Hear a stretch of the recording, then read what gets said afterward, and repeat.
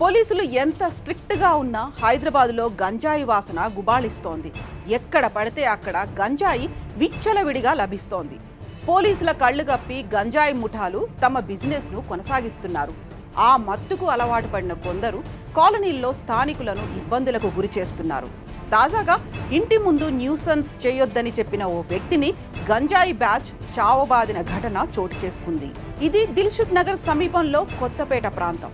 ప్రతిరోజు అర్ధరాత్రి కొందరు ఆవారాగాళ్లు గంజాయి తాగుతుంటారు. ఇలా పోకిరీలు గంజాయి సేవిస్తుండటంతో కాలనీ వాసులు ఇబ్బందులు పడుతున్నారు.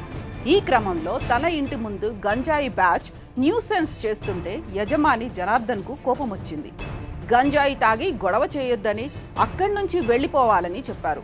అప్పటికే గంజాయి మత్తులో చిత్తుగా ఉన్న బ్యాచ్ కు కోపం వచ్చి ఒక్కసారిగా జనార్దన్ పై విరుచుకుపడ్డారు.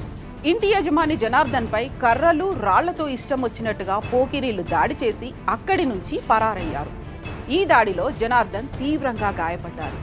జనార్దన్ పై దాడి చేస్తున్న దృశ్యాలను కొందరు స్థానికులు సెల్ ఫోన్లో చిత్రీకరించారు. బాధితుడు జనార్దన్ ఫిర్యాదు మేరకు పోలీసులు కేసు నమోదు చేసుకుని గంజాయి బ్యాచ్ను అదుపులోకి తీసుకున్నారు.